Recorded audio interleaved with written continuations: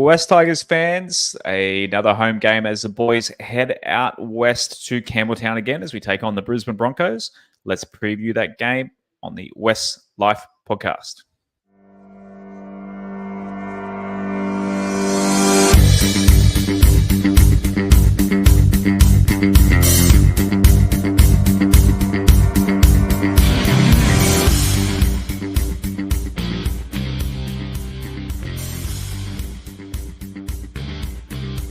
Welcome in to another episode of the WestsLife Podcast. I am your host, Josh Barnett. Please give us a follow at WestsLife Pod on Instagram and Twitter. We are presented, as always, by Holman Barnes Group, the best place to watch the game live and loud on the big screen on Saturday afternoon. If you're not heading out to Campbelltown, head to West Ashfield to watch the game and have a succulent Chinese meal or a wood-fired pizza.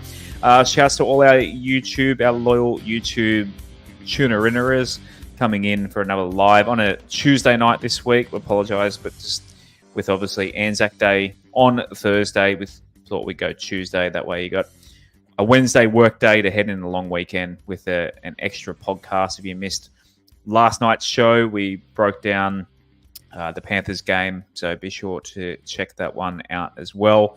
Plenty of things said, obviously, about the lack of a sin bin in that game. So check that one out if you haven't already, or pause this show and go. But if you listen back to this, I mean, what are you doing? Go back and listen to that one first, and then listen to this one afterwards. Patreon.com/WestsLife if you'd like to support our show and any of the stuff that we do. Then you can find the Linktree link in our Instagram or Twitter, or just go to westtigers.com.au. And let's go to the fellas. Let's go to Roberto Bashara coming in.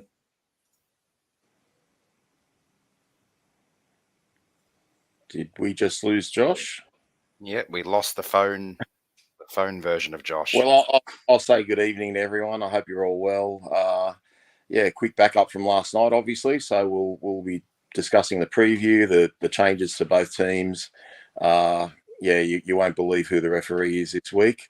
So it should be an interesting pod. I guess you were pretty shocked today too, Aaron, when you saw a couple of names missing from the Broncos and who the referee was. Yeah, g'day everyone. It was not a pleasant read seeing the Broncos team lists and all their ins and the couple of outs they have as an attempt to compensate for them. And a lot of anger when I saw the referee named for our game. I can't believe a referee that did such a poor job for us in one position is given a new position in our next game. So it's a bit of a strange one. It feels like he's almost got a promotion instead of just being relegated. I hear Ashley Klein's been stood down from any refereeing duties this week. I would have thought Grant Atkins would have been the first one. That was an absolute howler. And I know they went off after we did the pod last night. I flicked it onto 100% footy, and Paul Gallen was absolutely ripping in. So was Gus, to the point where Gus said they look for penalties, they look for stupid decisions on all sorts of rulings, but then the bleeding obvious they ignore, like that sin bin last Saturday afternoon in Bathurst. Yeah, it's a strange one. Like, can you guys hear me? We got you now. Yeah, you dropped out, mate. So. Yeah, I think my mic was so. For those who didn't realise last night, I'm trying with the new camera. I've got the camera going through one end and the mic in the other, and I literally, as I moved my arm, I kicked my the connection out. So going good. I hope it's not an omen for the footy on the weekend. I hope the boys don't fuck up as much as I just did. So you can hear podcast, mate. It's all good. It's all good. You can come back and us. No need to intro the boys. They've grabbed the ball and run with it beautifully there. So, let's get into it. As I mentioned at the top of the show, if you're not heading out to Campbelltown and you would like to watch it on a big screen with a hell of a lot of West Tigers fans, there's no better place than West Ashfield. The screen is massive cinema size. Brand new Italian restaurant, brand new Chinese restaurant. Check them out. our commenter of the week yesterday. Who was it? Do you guys remember off the top of your head who it was? Ben. Ben, if you're listening, mate, contact us. We can pass on your details because you have a $50 dining voucher that'll be waiting for you at West Ashfield as well. So thank you again for them supporting us and handing us a $50 voucher. So keep an eye out for the player voting form on Saturday evening, and best comment will win one of those again for Monday night's show. Also, ChaseBet, our sponsor. I'm going to have to bring up my little clause thing here before I do that. If you go to the link at westtigers.com.au or our profile pages, you can find a link to ChaseBet. Sign up through that link. I know a few of you have already. There's definitely a lot of the guys on the Discord as well. Send them a little message on the chat thing and say tell them that you're from the WestsLife podcast so that we sent you there. I haven't got my disclaimer. Hang on 1 second. Rob, any hints for Rob Stradamus this week? Oh, look, I had a shocker last week, guys. I gave you 4 things. 3 of them absolutely were hopeless. I think I had Knights with the start. They got flogged. I'm trying to think who the other game was that I had. They got flogged. One horse got up, and then one horse led and just got, just stood on the spot and just got stuck in the mud and came nowhere. So I only got 1 out of 4. But, I mean, that's what happens when you put the pressure on me on Tuesday or Wednesday. So I'm just going to get now being so early, mate. They don't even have the lists out for all that stuff. And honestly, with the footy, I mean, there's potential for a few upsets, but it really seems to be a favourites week. It's very hard to make an argument for some big upsets there. So I just don't want to put anything out there for the sake of it or, give $1.80 or $1.90 tip again. So we'll try and find something with a bit of value. Maybe get on the Nuggets to win the championship. There you go. There's my tip. What's gambling really costing you? For free and confidential support, call 1-800-858-858 or visit gamblinghelponline.org.au. Yeah, I may have put it Hungy on them at 5-1, so fingers crossed.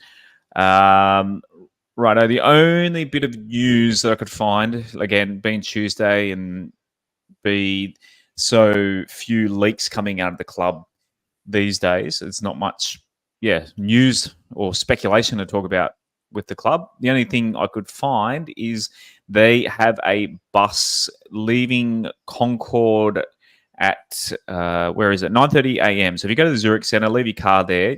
The bus will take you to Parramatta Stadium for the Harold Matts and Lissa Fiaola, so the girls and boys playing in the grand finals there. The bus will then leave and go out to Campbelltown, take you to Campbelltown for, there's 3 games that obviously we're previewing tonight. So Flegg, Cup and first grade are at Campbelltown. I'd say you get there probably late into the Flegg game, but get the bus and then back on the bus back to Concord. So $35 per person to take you from Concord to Parramatta to Campbelltown back to Concord. So basically half a lap of Sydney there. So a good place. You can have a few beverages and have a great day.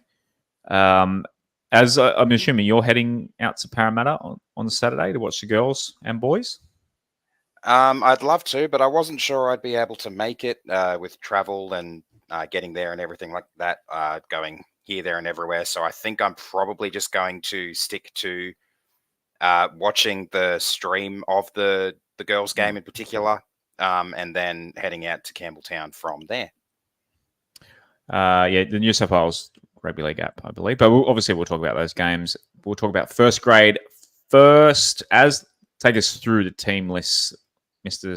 Statsman. No worries. So Jareem Buller at fullback with Charlie Staines and debutant Solomon Alemalo on the wings, Brent Naden and Justin Olimer in the centres, Lachlan Galvin and Aidan Caesar in the halves, Stefano Utoikamanu and David Clemmer as props, Api Coruscant at hooker, Isaiah Papali'i is joined in the second row by Samuel Afenu, John Bateman has moved to lock, Latu Fainu, Alex Twal, Alex Seyfarth and Fanua Pole are on the bench. Justin Matamua is 18th man, with Alex Lobb, Asu Kepaoa, Jake Simpkin, and Talon De Silva in the reserves. Just bring up Carla's comment. He said, we need to go fund you guys a new setup. Carla, the equipment's all good. It's the users. User, it's me. That was all me. That was just my F up there. So, but appreciate it. Junior Tupu knock on from a kick downfield. That's all it was. It was, yeah, straight out of the bread basket. I was about to say, why are you throwing us under the bus, Josh? Yeah. Oh, you got, yeah, no, it's me. Yep. It's all me, us, me, all me. Right. Obviously, the big one here, Rob, Solomon Malo on the wing. First time we will see him not in a trial. Obviously, we saw him in the trials. If you can remember that far back, Rob, what were your impressions when we saw him in the preseason games? Oh, he's a big, strong guy, like very, very similar to Tupu, maybe a little bit smaller than him. But I'm glad we're not playing musical positions and Naden's staying in the centres and he gets his chance. Obviously, we're looking for someone that can bring the ball back out of our own end of the field. So he obviously has stronger carries than lobs. So I think that's a good selection. The interesting one for me is it hasn't worked before. We obviously have a problem with our number 13 situation, but again, we're trying John Bateman at 13, which didn't work last year. Love how he played last week, given he got moved around a fair bit. So that's the interesting one for me. Will it work? But I do like the fact that Bolle goes back to the bench because he seems to provide better impact from there. But again, I feel like we're weakening an edge to try and hope to find a way, in the middle. So hopefully Johnny has a really big game this week. But look, some people I've spoken to really like the idea and they think it's worth giving it another crack. I just think we tried it last year and it failed. So look, coaches know best and hopefully, when we do our 3-2-1s on Monday night, Johnny gets the 3 again. What are your thoughts on Fainu getting a start? He's been an absolute weapon off the bench this year, but getting a go on an edge. What are your thoughts on that one? Yeah, I think he absolutely deserves a crack. I thought if he was going to get a crack, it would be in the front row, but it's very tough to unseat our 2 starting front rowers at the moment. But yeah, I'm really happy to see him get his first start for the Tigers and hoping he rips in and has a cracking game as well. Like, I think he featured in both Rob and myself's 3-2-1s yesterday, and he's been quite consistent all throughout the season so far. So yeah, really happy to see him get a go. Chris was saying it's his mum's 90th birthday on Anzac Days. Happy birthday to Chris's mum. Wow. If you're out there listening, that's awesome. 90, great innings. Who else? Who next, Roberta? Who haven't we talked about yet? Johnny Bateman moving to the middle. What are your thoughts on that? We just spoke about Johnny, Josh, as you zone out. I was controlling the comments. Latu Fainu. Yeah, but look, it's obviously the winger, the new winger coming in, Samuela Fainu on the edge, which Aaron's covered, and Johnny Bateman in the middle. Look, I think we just had a comment just come up that you put up there before, Josh, saying that, kind of agreeing with what I've said, saying Johnny Bateman's played lock before and it hasn't been successful. But look, let's just give it a chance. I mean, I think it's just more of a way to find a spot for Samuela Fainu to come in and Johnny will, sort of adjust. And who knows, maybe Bolle comes on in the middle and we do a bit of a switcheroo and Bateman goes back to an edge. But it's kind of weird. Like I was actually disappointed that Bateman's been playing on the left all year because I really, just the way he plays and the way he runs with the ball in particular, I find he's a better attacker from the right, although he did give basically the try assist to Tupu last week. But I just feel like he's a right-sided player anyway, even when we do play him on an edge. But look, let's just see what happens with him at lock. But look, it's a solid team. It's just a matter now of whether the boys have recovered from Bathurst and if Benji can get them in the right frame of mind and hopefully put in a better performance at Campbelltown where, we haven't won a game for 4 years. So it's vital that we put in a good showing, even if we don't win. Righto, take us through the Brisbane Broncos. No worries. So some big ins for the Broncos, as we've probably all seen. So Reece Walsh is at fullback with Corey Oates and Dean Mariner on the wings. Katoni Staggs and Jesse Arthurs in the centres. Jock Madden moves to 6 with Adam Reynolds making his return at 7. Corey Jensen is one of the props along with the returning Payne Haas. Billy Walters at hooker, Brendan Piakura and Jordan Ricky in the second row with Pat Carrigan at lock. Tyson Smoothie, Xavier Willison, Kobe Hetherington and Fletcher Baker are the bench, with Tristan Saylor 18th man, Jaden Hunt, Martin Tapa'u, Jordan Pereira and Benjamin Takura are the reserves. Rob, where do you want to start with this one? State the obvious, missing a couple of big pieces, but a very, very strong side that it's not looking good for us. As Aaron said, when you accidentally disappeared at the start of the show, even though I mentioned they've got a couple of outs, and Aaron said they've got quite a few big ins. So obviously we've got Payne Haas coming back, we've got Adam Reynolds coming back, we've got Pia Cora in the second row, and we've got Dean Mariner on the right wing. So they do have 4 big ins, but I really think the outs are significant because Mam and Cobbo are on that left side. Obviously, Madden, when he's played with the Broncos, he's basically been halfback. It's generally when Adam Reynolds is out. So they've both played on the right. You'd assume Adam Reynolds keeps the right. So what I'm alluding to is basically they're almost going to have a new left edge, the Broncos, this week. So I see if we're going to try and create some havoc, like we obviously created havoc down Penrith's right last week, I think we've got to attack Brisbane's left because Pia Cora is normally there, but then you're going to have Jock Madden there. You're going to have Jesse Arthurs, who's normally a winger, playing at left centre.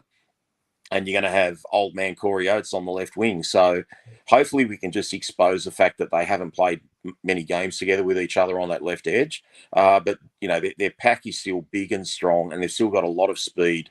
The right edge doesn't change. They've still got Ricky. They've still got Staggs. They've still got Mariner. So, you know, I'm sure we're going to get a lot of traffic down our left this week, especially having a new winger there. So they'll really try and expose his inexperience. But look, I didn't expect to win this game yesterday. I actually feel a lot better that Mam and Cobbo are out, to be honest. Like it's got to disrupt them a bit, but how do you stop Reece Walsh? Like Reece Walsh, what he did last week, and it was, you know, bucketing down rain in Brisbane, and he's got that lightning speed, the quick step, and I don't know how you stop him, but we're just going to have to go set for set, get our kick chase right, try and pin him deep, try and get a fair go from the ref. I won't say fair suck at the sav to whoever pointed it out last night. Fair go from the ref, who's Grant Atkins, which is just absolutely ridiculous. I don't expect we'll get a fair go, but if he wants to make up for his howler on Saturday, he can give us a 9-1 penalty count this week, and maybe that'll help. But look, the boys, it's just going to be hard. We've got to win, guys. I don't know how we find the win. There's a lot of people I've spoken to that are a little bit upbeat and think we can get it done. And again, where do we get our points from? You know, I'm sure the Broncos are going to score at a minimum 3 or 4 tries. So we have to be able to, at a minimum, match those 3 or 4 tries. And it's just where do we get the points from? And when I think of where do we get the points from, it's going to be created by Appy Coruscant, Jareen Buller, or Lockie Galvin. They're going to be the ones creating stuff, and hopefully guys like Olam are on the end of it, and maybe Nato. Nato looked pretty sharp for his first game back last week. So, look, I'll be out there. I'm sure you guys will be out there. Win or lose, we'll just go out and support the boys and cheer them on, and just hope they put in the sorts of efforts that we've seen all year.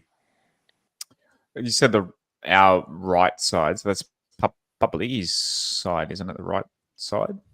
Yeah, so our right side would be Caesar, Brent Naden, Charlie Staines, and hopefully Green Bullet chiming in. Look, Papa for a try, I reckon. If it's a dry track, guys, and you know, they have a little bit of, you know, they make some mistakes, you know, with that sort of lack of cohesion in their defence, it could be a high-scoring game. Maybe we do find some points down that side, but they've just got so much. They've got so much potency, Brisbane, and like we match up really well against Penrith. I think we match up well against most sides, but Brisbane, I don't think anyone matches up well against Brisbane. I looked at Canberra last week. They got a massive pack. They got speed in the backs, and they got slaughtered in the wet weather.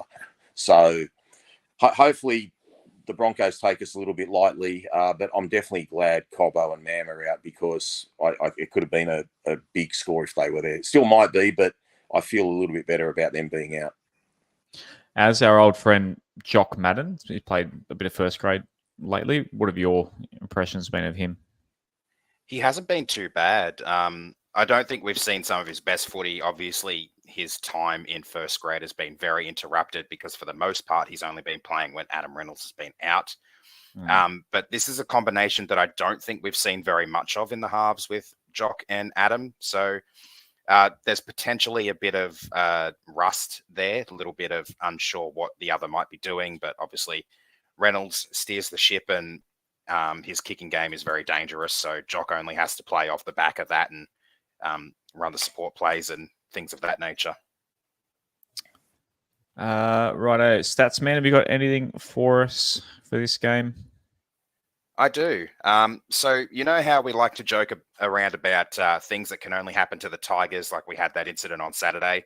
I've gone and seen if there's something related to our inaugural season or our inaugural game, because that's what we're commemorating this week. And I went through on that website you use, Josh, AFL Tables, and realized that the Tigers, out of the 34 teams listed there, I don't know if that's all the teams, I'm just kind of assuming that it is, but out of all of those teams, the Tigers are the only team to start their inaugural season with a draw. There you go.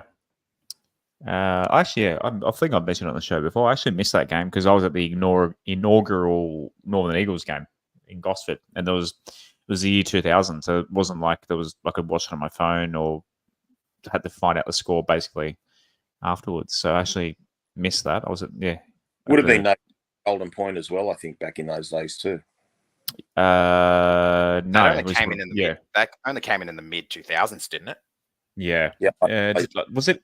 Did we have it in 2005? I don't think we had a Golden Point game into it. We didn't have a draw at any stage, so I can't. Yeah, we smacked teams for the most part. So it definitely happened. It definitely would have been there about 2006 or 7 or 8. Because I remember losing a Golden Point game to Canberra in Canberra with the 2-player in the tackle thing, and someone had dropped off, and Toddy Payton had got pinged for allegedly stripping the ball, and Canberra won the game from that. And I went and abused the referee at the blackjack table at the casino after the game.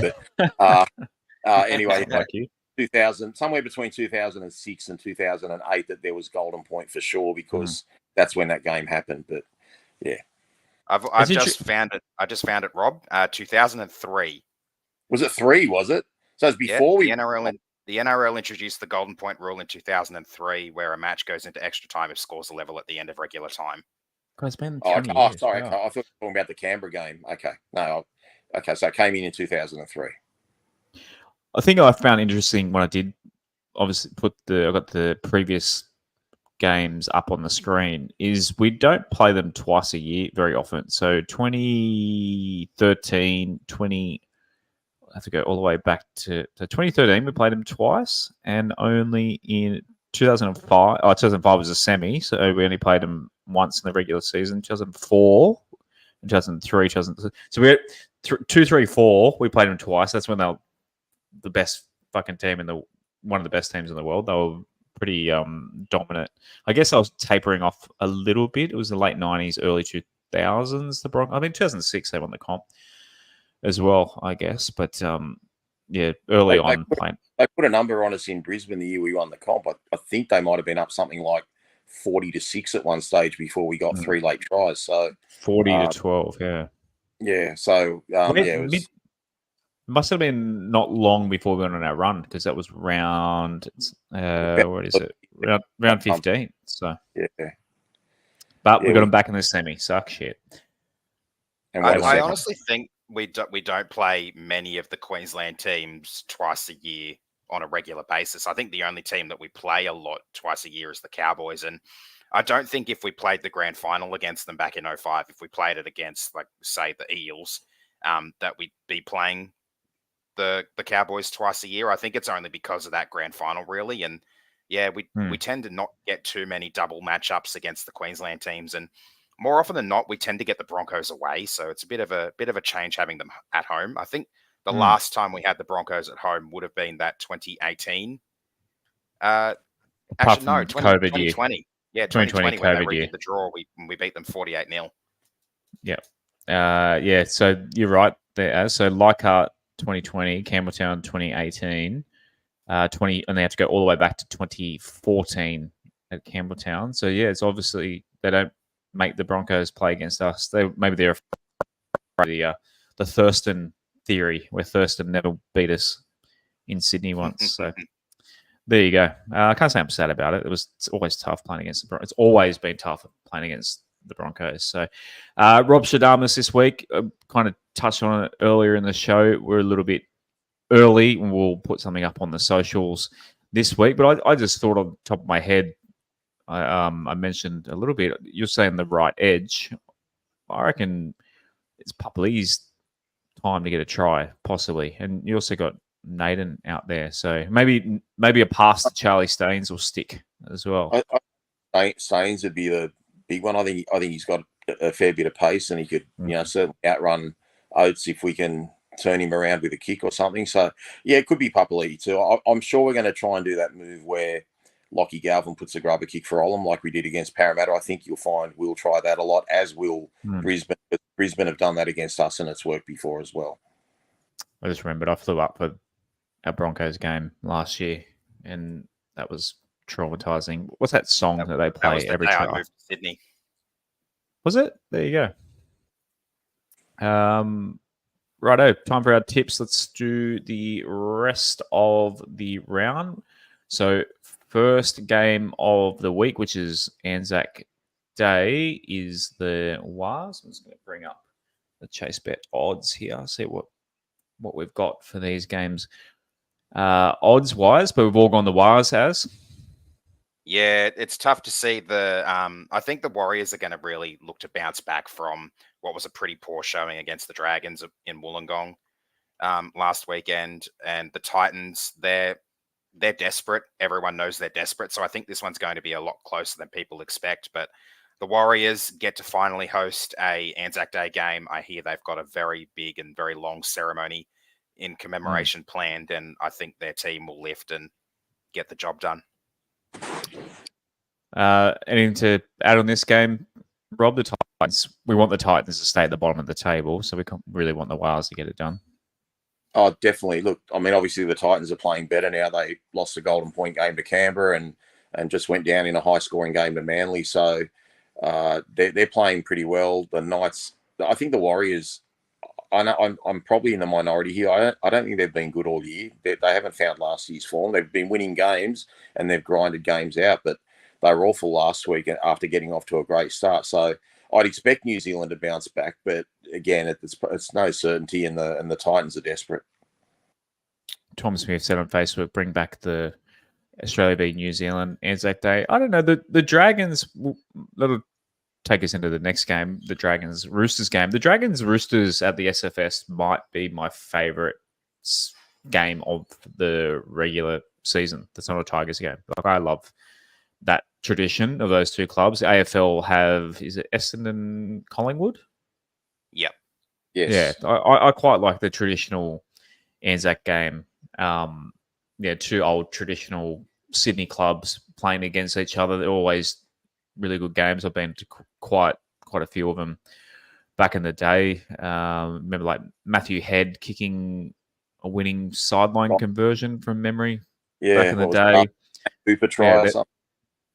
Yeah, they're always good contests. Nice to see those two teams, beat the shit out of each other on a Anzac Day after a bit of two-up and a schooner at the RSL. I don't know. It's just Anzac Day. It's one of those days that obviously it's a somber occasion, but also one that it makes you proud to be an Australian. So with our sport and paying tribute to the fallen soldiers. So I don't know, Australia v New Zealand on Anzac Day, when the whole thing's about us being Australia and New Zealand Army Corps. For those who don't know what Anzac stands for, like, it's literally us and them together in the trenches, and you want us to play against each other. I don't know. What do you guys reckon? Do you prefer back in the day when we had the Anzac Test, or do you like the Anzac matchups? No. Oh, sorry. I'm happy with either. I feel like the mateship really comes to the front in footy in regards to, like, the end of the game. Obviously, you'll often see players on opposition teams having a chat, shaking hands, joking around together after a game, and that could work from that point of view in the international game. But I do like the traditional games. Obviously, the Storm and the Warriors has been a really good one for the last few years. Unfortunately, it's been a bit lopsided. Roosters and Dragons, like you mentioned, Josh, is always a bit of a good game. I've had a few memories of some of those games in recent years. I think there was one that went to Golden Point, maybe with a Mitchell Pearce field goal. There was also one in, I think it might have been 2016 or 17 or maybe 15 that was played in an absolute downpour. Oh, that's right. Yeah, they stopped the game. Yeah, they had to stop the game because there was lightning and thunder and everything, and it was pretty intense. And then they came out and the field was almost a swimming pool. So there's been some really good clashes in both, and I do like the idea of the Australia-New Zealand game, but I'm happy with what we've currently got. It was funny. I know exactly where I watched that game. I was at basically, I call it glamping, staying in a cabin in Hartley. You probably know where that is.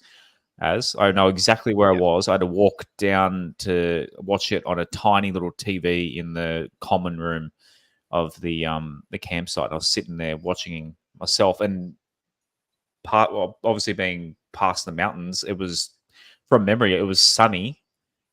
And I look at the game, and literally, Sydney had a torrential downpour. That was crazy. That's the only game I can remember stopping, a rugby league game stopping. I cannot, off the top of my head, think of another time that a game like West Tigers played in the snow. So I can't remember what year it was, but I think the Titans and the Sharks played in a game up on the Gold Coast or at Cronulla that they dubbed Sharknado because of the conditions that they played in. And there was footage of on the TV of a guy in scuba gear, and like that was a torrential downpour where half the field was covered in water, and they still kept that game going.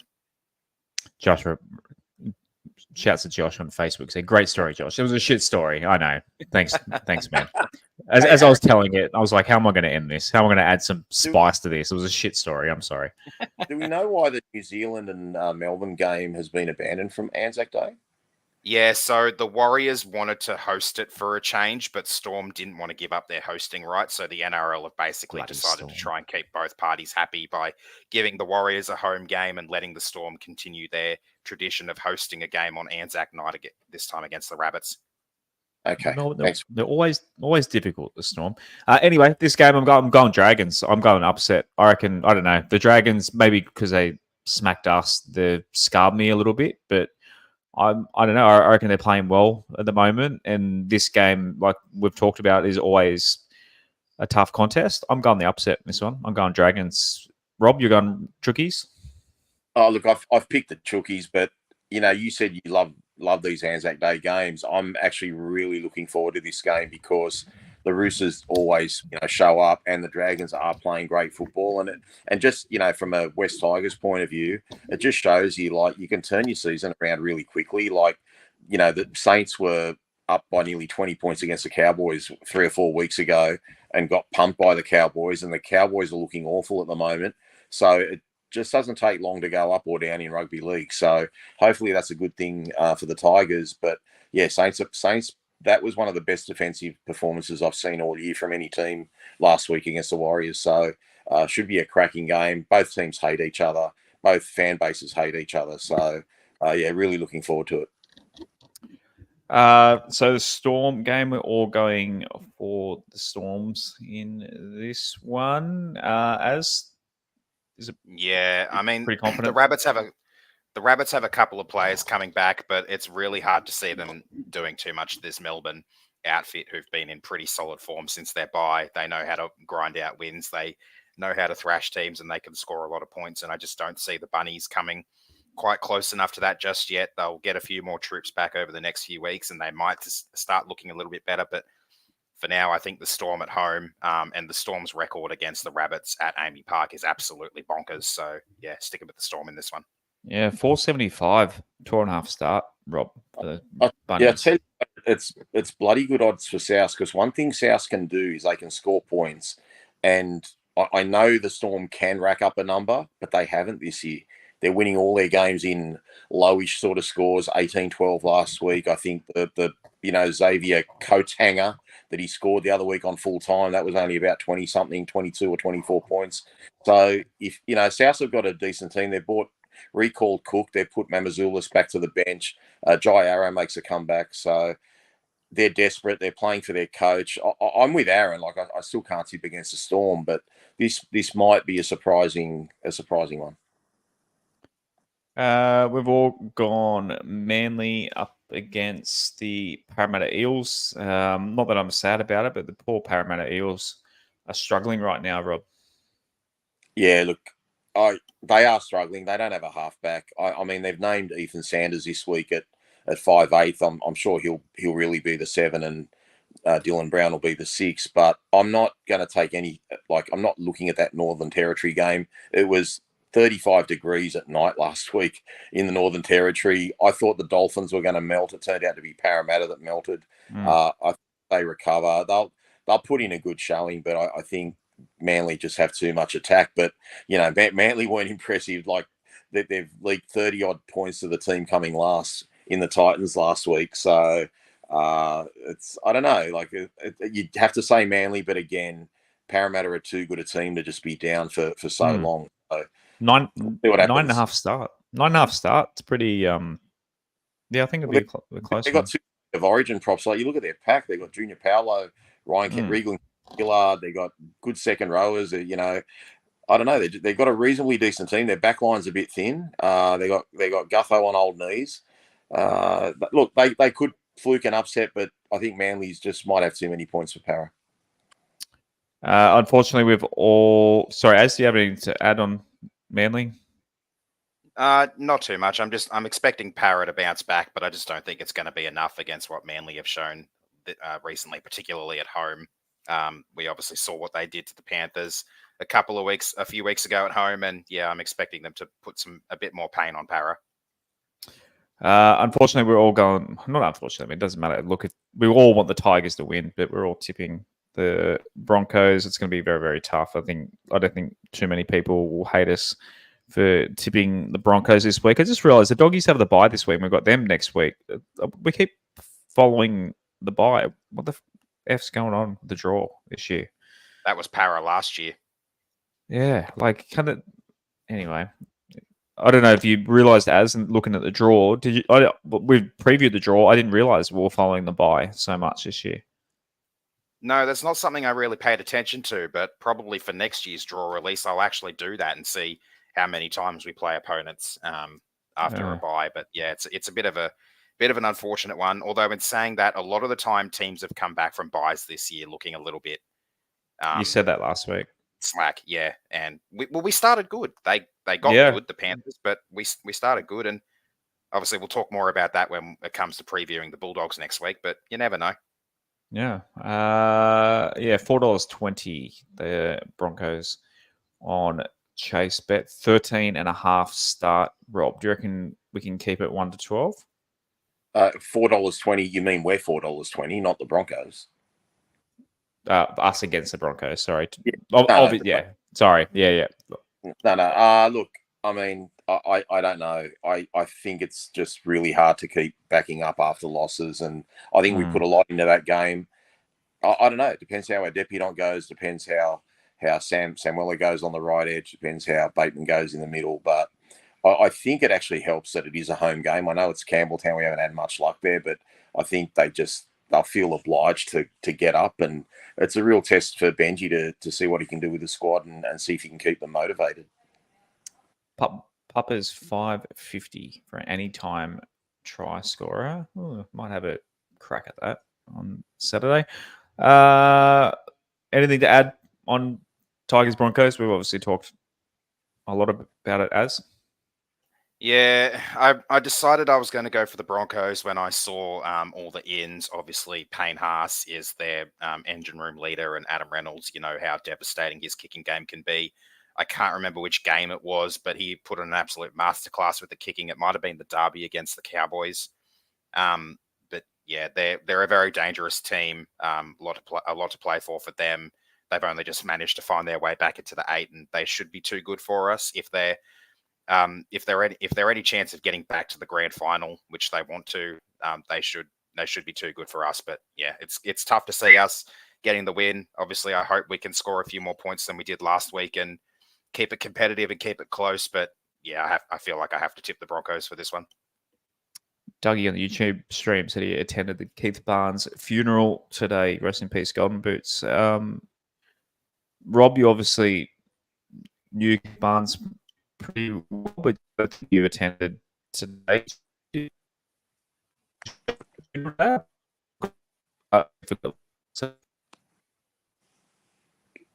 Josh, you there? Can you hear me? Is that me, Aaron? No, yeah, I could hear it too. Yeah, sorry, I just missed your sense. I assume you mentioned something about, the funeral was today.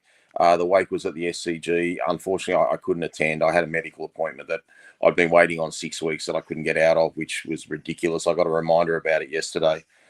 So, yeah, I'm sure there would have been a big turnout. I know there was a live stream on Facebook of the funeral today, but again, because I was at this medical thing, I couldn't watch it. But I'm going to try and see if any of the news channels have covered that funeral at all today, because I haven't seen anything about it since I got home tonight. Yeah, I think my internet's playing up a little bit. Can you hear me now? Okay, boys? Yeah, Yeah, not sure what's going on with the internet. As is tradition, Carla up on her offer. Yeah, buy me a new router, Carla. As the Panthers, we're all going the Panthers in against. Wait, the Cowboys. My internet's slow. Yeah, Cowboys. Cowboys up in Townsville. Yeah, this was a tough one. Cowboys in Townsville. It was tough to bet against them, but Cleary is back, isn't he, this week? Yeah, he is, and Dylan Edwards is backing up after not finishing the game against us, so he should be all right to go. This was still a bit of a tricky one because the Panthers did actually lose to the Cowboys in Townsville last year in a very thrilling Golden Point game. I can't remember if it was Origin period or not, but yeah, really, really tough game to tip. I still feel like the Panthers should be too good for them. Honestly, it's really hard to go against many of the favorites this week, and you'd expect the Panthers to account for the Cowboys up there. The Cowboys, I mean, they can score points, but their defense has been garbage, and the Panthers will want to fix up their attacking showing from what they did against us and really put some pain on the Cowboys. Rob, anything to add in that game? No, not really. I'll just add that Taylor May is back also this week. But again, we're doing this show on Tuesday night. Does Cleary actually end up playing? Because that every week it seems to get delayed another week. So if Cleary's out, then I'd give the Cowboys a chance. But like Aaron said, they're not showing up. They're not showing up mentally, physically. They're not up to the challenge. And it's funny. Like I heard Toddy Payton's press conference last week, and he was asked about changes, and he said he was going to make plenty of changes. And you look at the team, he's hardly made a change. I think he's changed maybe the front rower or something like that. So, he's pretty much named a near same lineup to the one that got pumped by Cronulla. So if they don't show up this week, there will be heads rolling next week. We've all run the Finns at home against the Knights. Again, I think this is a tough one, although Ponga is out for a while. So, yeah, no Ponga. Yeah, I think Dolphins in this one as. Yeah, it's very hard to see much happening for the Knights without Ponga. He's basically the barometer of their team. Such a big leader. Obviously, they've got players like Jacko Hastings there who can still do a job and steady the ship. But it's really tough when that main focus point of your attack and the attacking threat of the team is out injured, and it's such a long-term injury as well for a fullback. And yeah, it's really hard to see the Knights doing too much of anything without him. And unfortunately, I think it probably spells the end of their chances at finals.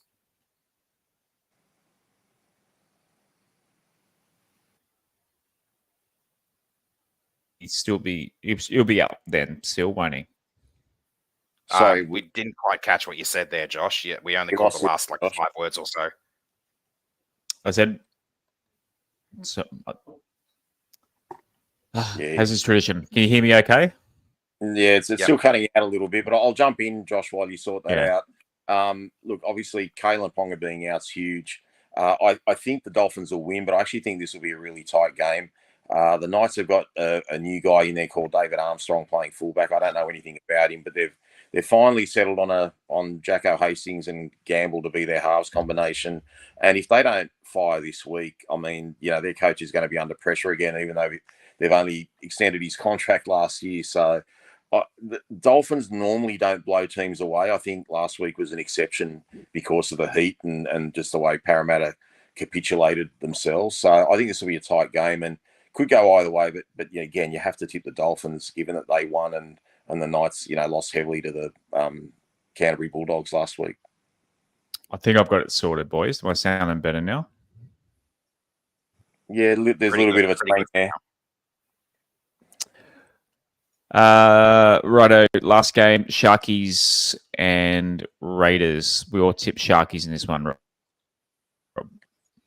Yeah, again, obviously Cronulla are playing great. I mean, they've had to drop Braden Trindle after his DUI incident and potential cocaine incident, but also Canberra have lost Jamal Fogarty for 12 weeks, so they're brought in KO Weeks to play halfback.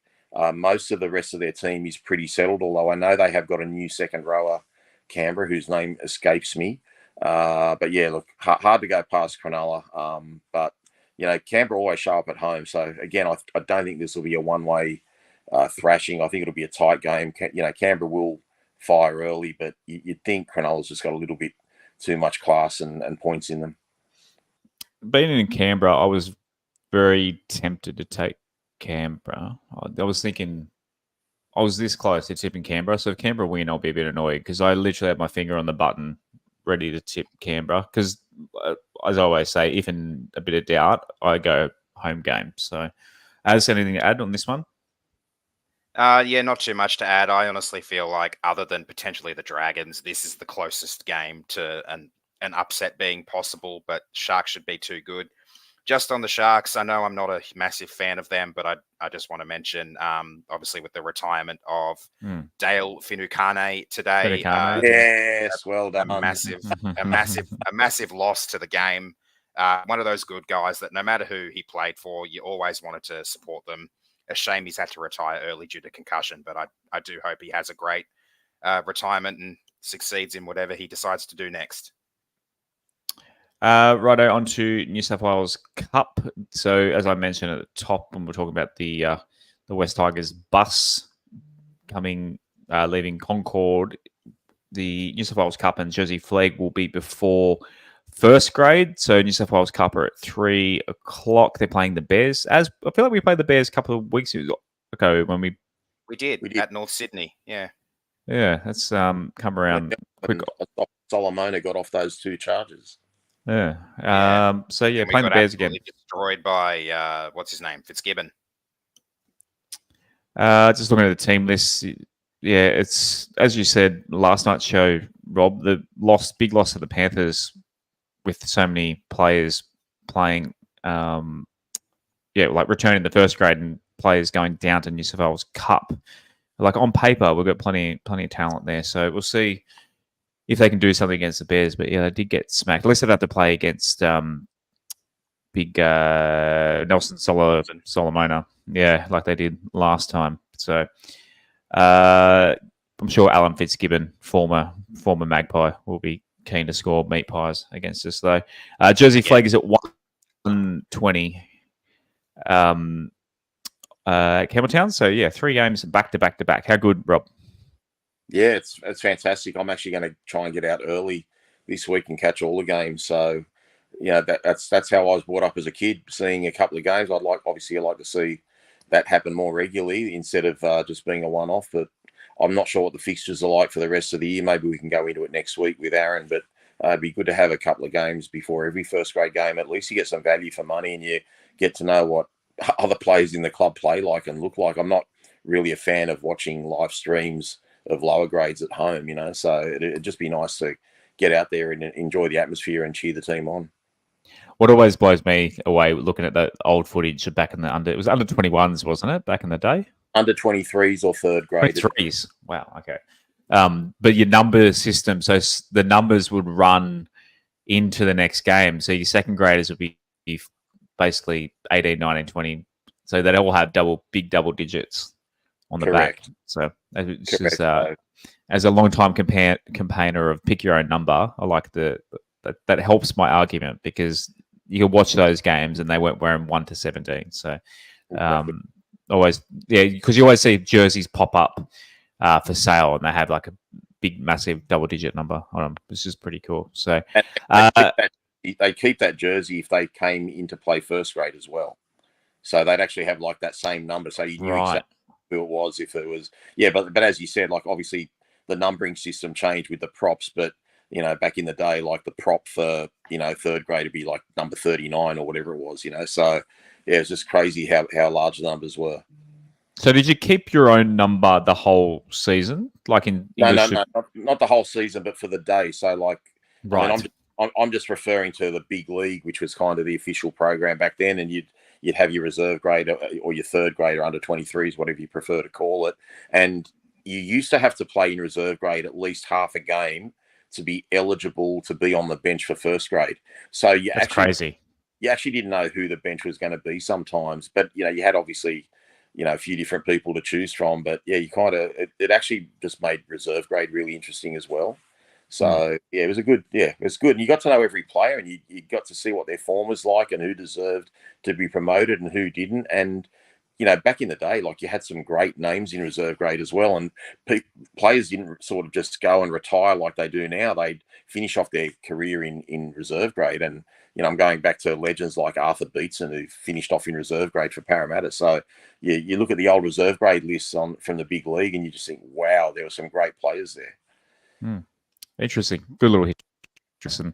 There, talk about the past. Let's talk about the future. The Lisa Fiaola and Harold Matts boys, as we mentioned. So 10:30 at Parramatta Combank Stadium, whatever it's called, at Parramatta. 10:30 a.m. for the girls on the Doggies, and the Magpies taking on the Wars in the Harold Matts. So as we mentioned on last night's show, as the Doggies were the minor premiers in Lisa Fiaola.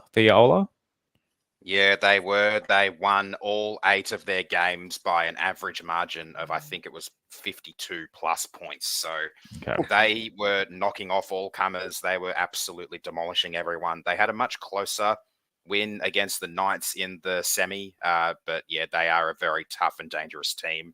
My plan is to watch the stream of this one at home and then make my way down to Campbelltown so I can see 3 grades of footy at Campbelltown and make a day of it.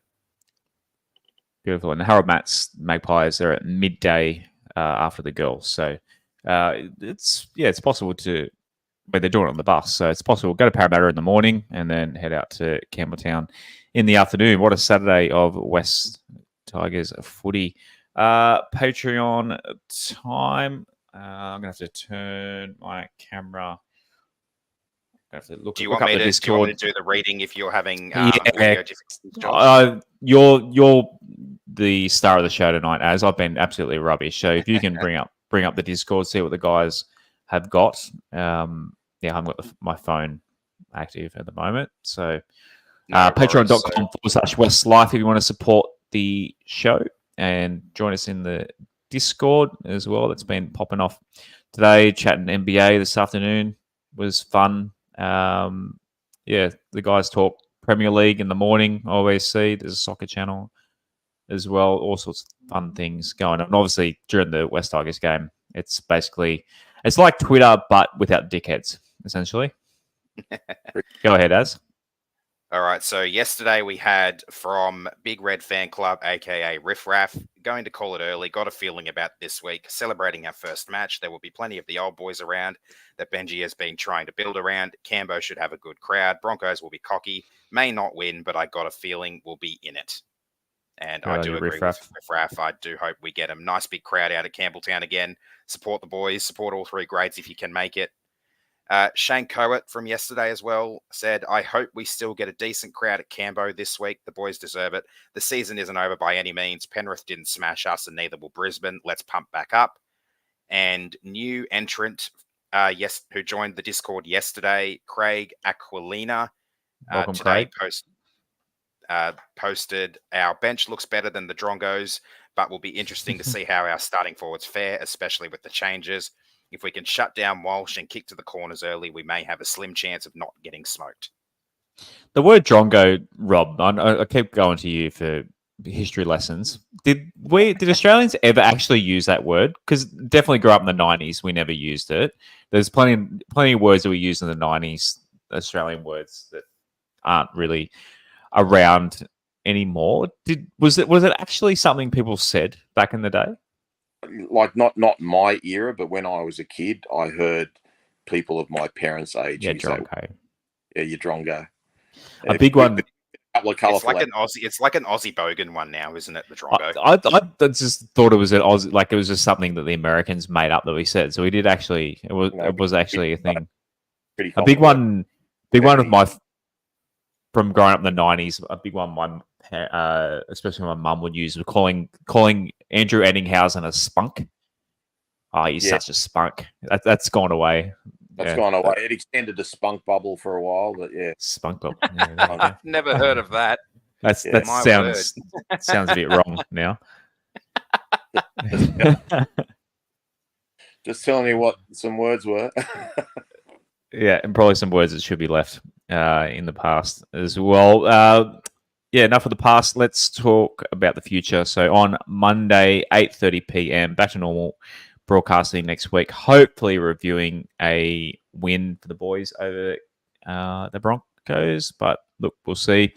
We'll see you out at Campbelltown. Come say good day if you do see us there. Last time we were at Campbelltown, plenty of people had a chat with us. It was awesome. So really, it was awesome going to home games and people coming up and saying they love the show. So come say good day if you do see us. Anything to add before we say goodnight to Big Dog, boys? No, not at all. Just looking forward to the game, win or lose, and watch those games pre first grade, and probably head next door to the club afterwards post game. So looking forward to a big day out there. Bring us home. Just echoing Rob there. Looking forward to hopefully seeing a good performance. Just like we want to keep seeing the team putting in and not getting blown out, and we've been pretty good at that so far this year. Big test, obviously, against a heavily favoured Broncos team who, with some returning players, just want to see the same from the boys, and hopefully this time Monday night we're still live reviewing a win. Righto, thank you to everyone tuning in tonight, tuning in live on a Tuesday night. We'll be back to Monday, Wednesday next week for normal broadcasting. Really appreciate all of you listening in live or on the audio outlets. And please, if you are watching on YouTube, give us a like and a subscribe if you haven't already for this episode. We've made it in under an hour tonight, so nice express episode. And as always, boys, go the Tigers. Go the Tigers. Go the Tigers.